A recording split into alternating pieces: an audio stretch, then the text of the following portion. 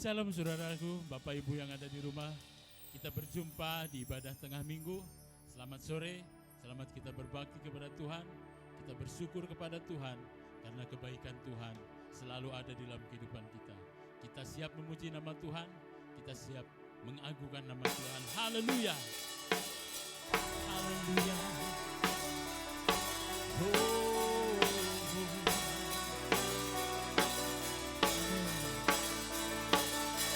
Kami bersyukur Tuhan.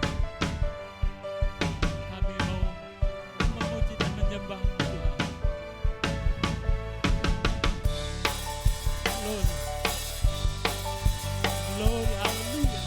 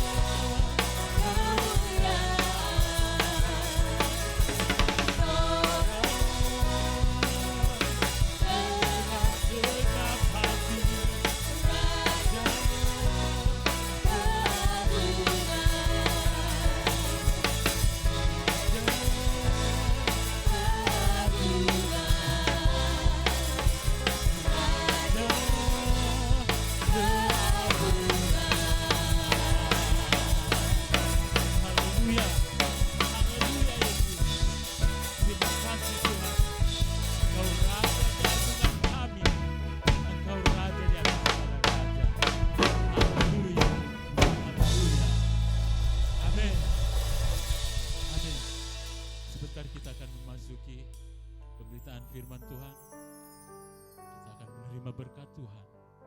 Kita siapkan hati kita. Amin.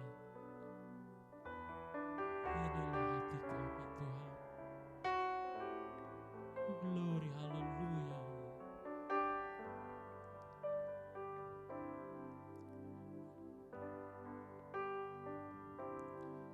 Kau sungguh indah tiada taranya.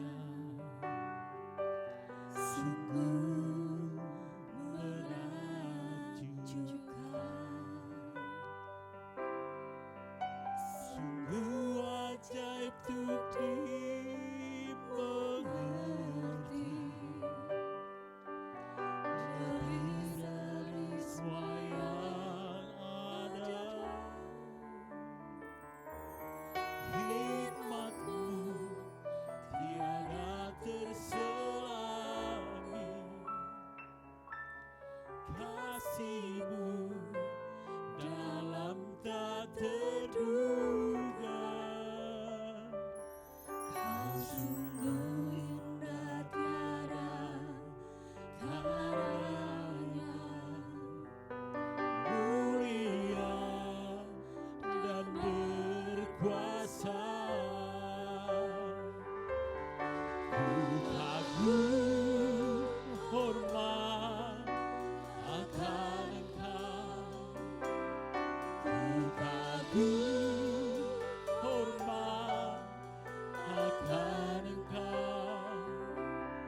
Kau Allah yang layak dipuji, ku kagum akan Engkau. Ku kagum hormat akan Engkau, ku kagum hormat akan Engkau. Kau Allah yang layak dipuji, ku kagum akan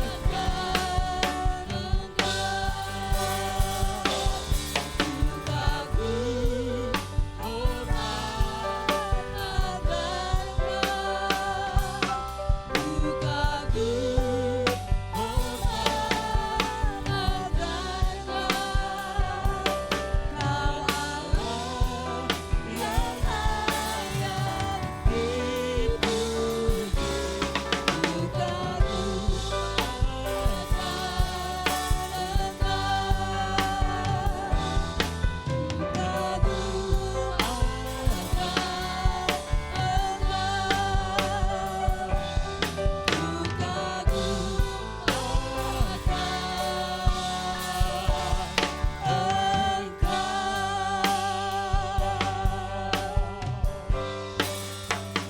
persilahkan kepada hambanya.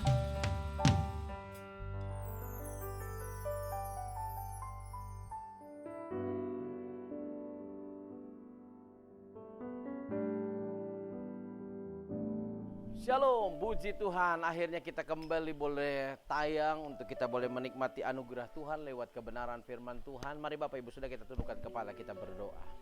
Bapak, kami ucap syukur kepadamu Tuhan buat anugerah, buat kasih setia Tuhan yang tidak berkesudahan dalam hidup setiap kami anak-anak Tuhan. Sore hari ini kami kembali boleh Tuhan ada untuk merenungkan kebenaran firman Tuhan. Buka hati dan pikiran kami agar kami mengerti maksud Tuhan dalam hidup kami. Kami ingin belajar untuk duduk diam mendengarkan kebenaran firman Tuhan. Kami ingin Tuhan memberikan solusi jawaban yang terbaik buat hidup kami. Terima kasih Tuhan, urapi hamba-Mu, urapi setiap pemirsa yang boleh menyaksikan acara ini. Biar kami sama-sama diberkati oleh Tuhan Yesus Kristus. Dalam nama Tuhan Yesus, haleluya, amin, amin. Puji Tuhan. Bapak Ibu Saudara, ada seorang sukses pendiri Alibaba Group, yaitu seorang yang bernama Jack Ma. Dia berkata, jika ingin sukses, belajarlah dari kesalahan orang lain, bukan dari kisah sukses orang tersebut. Kenapa hal itu disampaikan oleh seorang sukses yang bernama Jack Ma ini? Ya kan? Biasanya kita ingin belajar tentang sebuah kesuksesan itu melihat profil orangnya, kemudian kita melihat hasil karyanya, kita melihat semua kehebatan-kehebatannya. Dari mana saudara? Dari kisah sukses orang tersebut. Namun kali ini seorang sukses ini berkata, belajarlah dari kesalahan-kesalahannya. Kenapa? Karena jika kita belajar dari kesalahan orang lain, maka kita akan berusaha untuk menghindari berbuat kesalahan yang sama. Sangat simpel sebenarnya. Jack Ma ingin katakan buat kita semua, kalau kita belajar dari kesalahan orang lain, kita akan berusaha untuk menghindari kesalahan yang sama akan kita buat. Jadi saudara dan saya, ada rem, ada rambu, ada warning yang kita miliki untuk kita tidak berbuat hal yang sama yang membuat kita akhirnya hidup dalam kesalahan. Nah, akhirnya kita melakukan sebuah blunder dalam hidupnya. Nah, Bapak Ibu Saudara, ada banyak orang gagal untuk menikmati berkat Tuhan karena mereka tidak belajar dari kesalahan yang pernah terjadi, baik dari kesalahan orang lain maupun kesalahan dirinya sendiri. Banyak anak Tuhan berpikir, saudara, bahwa prestasi itu di atas segala-galanya. Mengatakan bahwa prestasi itu menentukan posisi. Nah, kita akan mengambil contoh dari kehidupan seorang yang bernama Daud, ya kan? Daud menjadi raja bukan karena ia berhasil membunuh Goliat. Ia berhasil karena ia tidak membunuh Saul. Ingat, ketika Daud berhasil membunuh Goliat, ia hanya menjadi jenderal, bukan menjadi raja. Memang nama Daud menjadi lebih terkenal setelah ia berhasil mengalahkan Goliat. Dan semua orang kagum karena apa yang dia buat. Bayangkan sama saudara, tidak ada dari antara barisan orang Israel yang berani menghadapi Goliat, yang berani untuk berperang menghadapi seorang raksasa yang tingginya luar biasa. Tapi sejurus kemudian Alkitab katakan ada seorang muda yang tidak diperhitungkan sebelumnya, yang bahkan tidak punya background, tidak punya latar belakang untuk berperang, karena dia adalah seorang gembala biasa yang hanya menghadapi binatang-binatang buas. Tiba-tiba dia muncul. Dia berkata kepada Saul sebagai seorang raja pada waktu itu, biar aku saja yang menghadapi orang tersebut. Saul pernah mengingatkan Daud untuk tidak menghadapi Goliat. Daud pada waktu itu berkata, aku sudah terbiasa dengan binatang buas. Mungkin dalam pikiran Saul, yang kau akan hadapi ini bukan binatang buas. Yang kau akan hadapi ini adalah manusia raksasa yang sudah terlatih dari sejak masa mudanya. Dia seorang yang sudah banyak berpengalaman. Nah, Bapak Ibu Saudara, ternyata sebenarnya kehebatan Daud bukan ketika dia bisa mengalahkan Goliat. Walaupun memang setelah dia mengalahkan Goliat, banyak orang kagum sama kehebatan Daud. Sebenarnya ada hal yang jauh lebih hebat yang dibuat oleh Daud, yang akhirnya membuat Tuhan berkenan kepada Daud. Yaitu adalah Daud tidak bernafsu untuk membunuh Saul. Ketika itu Saul memang, saudara, menaruh dendam terhadap Daud karena Daud itu sangat berhasil. Bahkan dalam setiap peperangan Daud bisa mengalahkan musuh berlaksa-laksa. Ya kan? Semua orang kagum dengan sosok Daud. Akhirnya Saul iri, akhirnya Saul ingin berikhtiar membunuh Daud. Sekali lagi saudara, Daud punya kesempatan, Daud punya peluang untuk bisa membunuh Saul supaya dia tidak membunuh dirinya. Namun itu tidak dia lakukan. Nah, Bapak Ibu Saudara dikasihi Tuhan Kristus, saya ingin mengajak Bapak Ibu Saudara buka Alkitab Saudara di dalam 1 Samuel pasal 24 ayat yang pertama. Alkitab berkata begini, Daud pergi dari sana lalu tinggal di kubu-kubu gunung di En-Gedi. Ketika Saul pulang sesudah memburu orang Filistin itu, diberitahukanlah kepadanya demikian, ketahuilah Daud ada di padang gurun En-Gedi. Kemudian Saul mengambil 3.000 orang terpilih dari seluruh orang Israel lalu pergi mencari Daud dan orang-orangnya di gunung batu kambing hutan. Ia sampai ke kandang-kandang domba di tepi jalan. Di sana ada gua dan Saul masuk ke dalamnya untuk membuang hajat. Tetapi Daud dan orang-orangnya duduk di bagian belakang gua itu. Lalu berkatalah orang-orangnya kepada Daud, telah tiba hari yang dikatakan Tuhan kepadamu, sesungguhnya aku menyerahkan musuhmu ke dalam tanganmu, maka perbuatlah kepadanya apa yang kau pandang baik. Maka Daud bangun lalu memotong punca jubah Saul dengan diam-diam. Kemudian berdebar-debarlah hati Daud karena ia telah memotong punca Saul. Lalu berkatalah ia kepada orang-orangnya. Nah, ini dengar baik saudara, dijauhkan Tuhanlah kiranya daripadaku untuk melakukan hal yang demikian kepada Tuanku, kepada orang yang diurapi Tuhan, yakni menjamah dia, sebab dialah yang diurapi Tuhan. Dan Daud mencegah orang-orangnya dengan perkataan itu, ia tidak mengizinkan mereka bangkit menyerang Saul. Sementara itu Saul telah bangun meninggalkan gua itu hendak melanjutkan perjalanannya. Kemudian bangunlah Daud, ia keluar dari dalam gua itu dan berseru kepada Saul dari belakang, katanya, Tuanku Raja. Saul menoleh ke belakang, lalu Daud berlutut dengan mukanya ke tanah dan sujud menyembah. Lalu berkatalah Daud kepada Saul, mengapa engkau mendengarkan perkataan orang-orang yang mengatakan sesungguhnya Daud berikhtiar mencelakakanmu? Ketahuilah pada hari ini matamu sendiri melihat bahwa Tuhan sekarang menyerahkan engkau ke dalam tanganku dalam gua itu.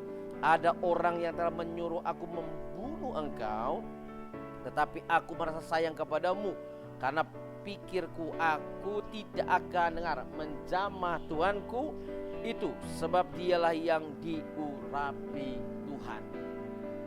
Nah, Bapak Ibu Saudara, Alkitab mencatat di sana sebenarnya peluang Daud untuk membalas, untuk membunuh Saul itu ada. Bahkan orang-orang di sekelilingnya bilang begini, ini saatnya hari yang ditentukan Tuhan. Ini saatnya engkau membalaskan apa yang akan dilakukan oleh Saul kepadamu. Justru kalau engkau melakukannya hari ini, engkau akan langsung jadi raja. Engkau akan jadi orang hebat, engkau jadi orang terkenal dan lain sebagainya. Dengar, kalimat yang dilakukan, kalimat yang disampaikan oleh Daud pada waktu itu adalah apa?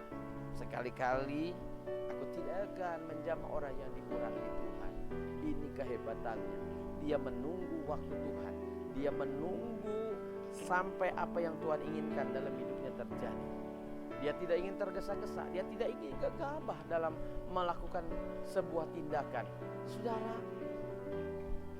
saya yakin, saya percaya kalau kita ada di posisi seperti Daud, kita pun akan punya ambisi yang sama. Ini waktunya, inilah kesempatannya.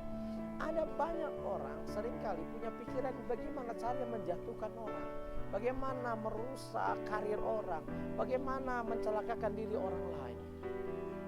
Saya mau bilang, itu bukan ciri anak Tuhan. Itu bukan tipe orang yang mengandalkan Tuhan. Itu adalah orang yang bernafsu untuk mencelakakan orang lain. Daud pada waktu itu tidak punya nafsu untuk mencelakai Saul pada waktu, padahal dia punya kesempatan. Dia bahkan bisa merebut kekuasaan pada waktu itu dengan cara dia membunuh Saul dari belakang. Tapi itu bukan ciri seorang ksatria. Itu bukan ciri seorang hebat yang Tuhan inginkan.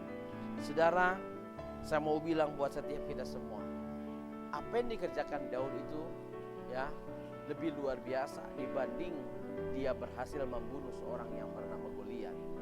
Karena dia tidak ingin ada sesuatu terjadi bukan karena kehendak Tuhan.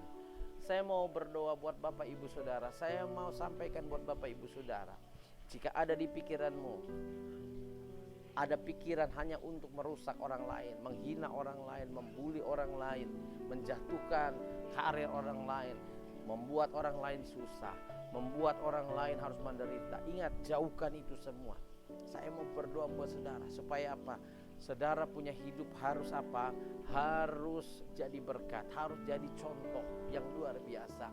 Menahan emosi, menahan ego, menahan ambisi, menahan nafsu yang jahat, yang jelek, yang negatif.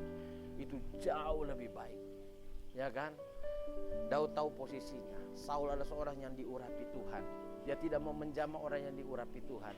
Berapa banyak dari antara saudara yang lancar dia dengan mulut saudara, dengan lancar ngomongin orang, ngomongin hamba Tuhan. Ya, sasaran empuk yang paling enak itu ngomongin hamba Tuhan.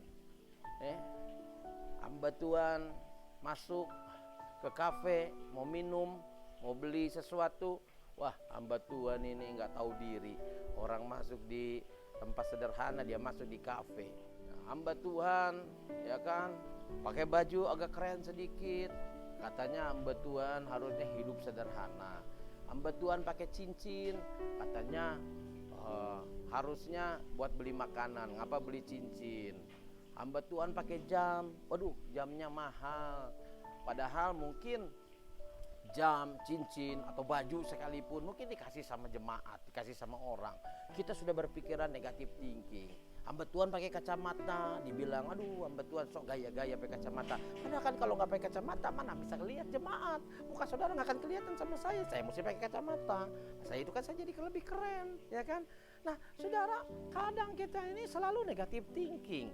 Hamba Tuhan kepalanya botak, ya kan, berkurang rambutnya. Dia bilang, wah hamba Tuhan stres. Padahal bukan stres itu, hamba Tuhan itu gara-gara saudara juga yang bikin stres sebenarnya. Ya kan? Hamba Tuhan gondrong, mana ada hamba Tuhan rambutnya panjang gondrong, emang preman. Jadi hamba Tuhan kadang-kadang serba susah, ya kan? Saya pakai sepatu, waduh keren banget tuh Pak Pendeta, ya kan? Pakai sepatu gaya-gaya, saya aja pakai sendal. Giliran hamba Tuhan pakai sendal jepit, ya ampun Pak Pendeta, kayak orang susah banget. Serba susah, serba salah. Hamba Tuhan, ya kan? Gak punya anak, dibilang culun. Hamba Tuhan banyak anak, gak tahan nafsu. Saudara ini kadang-kadang bisa jadi jahat, ya kan? Mulut saudara nanti bisa ditabok Tuhan. Makanya hari saya mau sampaikan, yuk Pak, Bu, ya kita harus sama-sama menikmati anugerah Tuhan, ya kan? Ya itu susah lah. Hamba Tuhan perut agak gemuk begini kan, gak pernah puasa. Kalau kurus katanya, wah itu kurang berdoa, jadi nggak ada makanan di rumahnya. Memang serba susah, serba salah, ya kan? Tapi saya mau bilang, jangan kau sekali-kali kau menjamah orang yang sudah diurapi Tuhan. Saya tidak sedang membela diri saya, enggak. Ya kan? Hamba Tuhan juga tahu, takut sama Tuhan. Gak perlu saudara hakimi juga, saya takut sama Tuhan. Jadi saya juga bertanggung jawab sama Tuhan, nggak sama saudara. Jadi saya juga harus menjaga kepribadian saya, etika saya. Makanya saudara saya mau bilang, yuk mari sama-sama saling menghargai, saling menghormati. Kadang-kadang yang paling mudah itu kalau jemaat punya dosa, namanya juga jemaat Pak Pendeta, ya makanya kalau punya dosa ya doainlah saya supaya saya nggak hidup dalam dosa. Nah giliran pendeta punya kesalahan sedikit, diungkit besar-besar, wah pendeta ini gini, pendeta ya udahlah terserahlah. Bagi saya sekarang itu prinsip whatever terserah. You mau bilang apa terserah, selama kita hidup dalam tracknya Tuhan, selama kita hidup dalam jalurnya Tuhan, tidak usah takut menghadapi apapun. Tantangan, masalah, pergumulan itu hal yang biasa. Ingat Daud tidak otomatis naik jadi raja walaupun dia sudah diurapi Tuhan jadi raja. Saya mau bilang buat Bapak Ibu Saudara, dengar baik. Alkitab saya berkata dengan jelas bahwa setiap kita semua kita harus belajar dari kesalahan. Apa saudara pikir Daud tidak punya kesalahan? Ada kesalahannya. Setelah dia menjadi raja, ada kesalahannya, ya kan? Ketika raja-raja semua ikut berperang, Daud ada di atas soto rumah, ya kan? Dia merasa nyaman. Saudara saya mau bilang, kadang yang menjauhkan kita dari kasih Tuhan bukan penderitaan. Yang membuat kita jauh dari kasih Tuhan bukan karena masalah dan penyakit yang menerah hidup kita, bukan. Tapi kadang kenyamanan, kehidupan saudara yang sudah nyaman, kehidupan saudara yang sudah mapan, kehidupan saudara yang merasa saya sudah diberkati. Akhirnya banyak orang sombong, karena apa? Karena dia pikir, ngapain saya perlu Tuhan lagi? Saya kan udah hebat, saya kan udah punya duit, saya kan sudah punya fasilitas. Ada kata-kata bijak yang cukup memberkati yang ingin saya sampaikan buat saudara, ya kan? Melihat ke atas untuk bermimpi, melihat ke bawah untuk bersyukur, melihat ke belakang untuk introspeksi, dan melihat ke depan ada sebuah tujuan, ada sebuah harapan. Itu penting. Jadi saudara, kita itu kadang harus melihat ke atas. Oh iya, saya punya mimpi, saya punya keinginan, kerinduan. Kita lihat ke bawah untuk bersyukur. Ternyata kita ini sudah dibikin Tuhan enak, nyaman. Tuhan sudah berkati kita. Namanya harta kekayaan itu relatif, saudara. Saudara berkata, saya punya duit Pak Pendeta 10 juta, ya kan? Kalau saudara rasa saudara nyaman, aman, damai, ya gak masalah. Ada lagi saudara bilang begini, saya kalau punya duit 100 juta saya baru aman, nyaman. Silakan. Ada lagi mungkin orang bilang, kalau belum pegang 1 M, ya kan? Nah kembali itu kan tergantung dari orang tersebut masing-masing. Yang paling pasti melihat ke bawah itu untuk bersyukur. Oh iya, saya masih bisa makan, saya masih bisa tidur enak, saya masih bisa melakukan aktivitas saya, ya saya bersyukurlah, ya kan? Dan yang selanjutnya melihat ke belakang itu untuk introspeksi. Saudara, tidak ada manusia yang sempurna, tidak ada. Percaya sama saya. Sahabat saudara yang saudara anggap sempurna belum tentu sempurna. Nanti saudara akan lihat ada hal-hal yang memang saudara akan lihat kekurangannya. Itu untuk apa? Untuk belajar mengintrospeksi diri. Untuk kita belajar untuk mengerti bahwa manusia itu harus belajar. Tidak ada yang sempurna. Saya sebagai seorang pendeta tapi sudah sempurna? No, tidak ada yang sempurna. Yang sempurna itu hanya Tuhan. Kalau engkau memposisikan diri sebagai orang yang sempurna, kalau engkau memposisikan diri sebagai orang hebat, kalau engkau memposisikan diri sebagai orang kaya, saya mau bilang buat Bapak Ibu Saudara, engkau belum sempurna. Yang sempurna itu adalah Tuhan Yesus Kristus. Kau punya kelemahan. kau punya kekurangan, tapi Tuhan adalah Tuhan yang sempurna. Yang selanjutnya, ayolah belajar melihat ke depan untuk tujuan dan harapan yang jelas. Tujuan kita ini jelas. Hidup saudara dan saya mempermuliakan nama Tuhan. Saudara dan saya ada di muka bumi untuk apa? Jadi berkat. Jadi berkat itu kan apa yang Tuhan berikan dalam hidup kita. Yuk jadilah berkat buat orang lain juga. Tuhan titipkan apa buat saudara? Apa yang Tuhan titipkan buat saudara? Harta, kekayaan? Apakah saudara makan sendiri? No, jadi berkat. Jauh lebih enak. Luar biasa. Lalu ada harapan di depan. Harapan kita jelas, masa depan kita jelas. Karena yang pegang hari esok kita adalah Tuhan. Nah, kembali lagi saudara, Daud pada waktu itu disuruh sama orang-orang di sekitarnya, ayo sekarang waktunya kau lakukan itu semua. Saudara, kadang saya mau bilang buat Bapak Ibu Saudara, ada banyak orang ingin menjerumuskan hidup kita. Ada banyak orang yang ingin membuat saudara dan saya melakukan hal yang negatif. Hati-hati. Ada banyak penjilat-penjilat yang seringkali ada di sekitar saudara. Hati-hati. Kalau orang itu hanya kerjaannya nyuruh saudara melakukan hal yang negatif, ya kan, memuji-muji saudara, mengangkat-ngangkat saudara, hati-hati. Mungkin itu mereka bagian dari penjilat-penjilat. Kau harus perhatikan. Seorang yang menjadi sahabat baik, dia akan menegur saudara ketika saudara melakukan kesalahan. Seorang yang menjadi sahabat yang baik, dia pasti akan memberikan warning untuk menghentikan langkahmu ketika engkau sedang berpikir sesuatu yang negatif terhadap orang lain. Tapi seorang yang menjadi penjilat, dia akan menyuruh saudara melakukan hal yang negatif dalam hidupmu. Dia akan memprovokasi hidupmu sehingga engkau terjerumus untuk apa? Mencelakakan orang lain. Mari hari ini jadilah anak-anak Tuhan yang jadi berkat, jadi sahabatnya Tuhan. Pak, Bu, belajarlah dari kesalahan orang lain. Saya katakan, Daud bukan tanpa kesalahan. Daud juga punya kesalahan. Dia mengingini istri daripada Uria orang Het itu. Itu kesalahan yang dia lakukan. Ya kan? Daud seharusnya berperang bersama raja-raja di musimnya, di waktunya. Dia tidak berangkat karena dia merasa sudah nyaman, sudah aman. Dengar, saya mau sampaikan. Kadang yang menjadi pemisah antara engkau dengan Tuhan bukan penderitaan, bukan masalah, bukan penyakit, tapi kenyamanan dalam hidup. Hati-hatilah. Tetaplah engkau melihat kasih Tuhan yang luar biasa. Belajar dari kesalahan sehingga engkau terhindar dari kesalahan yang lebih fatal. Tetap semangat, Tuhan memberkati setiap kita semua. Mari kita tundukkan kepala, kita akan berdoa. Bapa, kami ucap syukur kepadamu Tuhan, kami diingatkan untuk kami juga belajar dari kesalahan orang lain, belajar dari kesalahan diri kami sendiri, sehingga kami Tuhan tidak menganggap diri hebat, tapi kami juga melihat bahwa kami punya kekurangan, ketidakmampuan. Hanya Tuhan yang sempurna. Tuhan, biarlah berikan kepada kami kemampuan, kekuatan, baik kepada pemirsa yang menyaksikan acara ini, biar mereka boleh menikmati sukacita dan anugerah yang daripada Tuhan. Kami ingin belajar dari sosok yang bernama Daud. Dia sabar terhadap godaan. Dia tidak terprovokasi ketika ada bisikan-bisikan untuk mencelakakan orang lain. Dan kami ingin belajar dari Daud. Daud tidak berusaha menjamah orang yang diurapi Tuhan. Kami bukan orang hebat yang bisa Tuhan melakukan sesuatu yang negatif. Kami bukan orang yang tanpa kesalahan, yang bisa menuduh orang lain salah.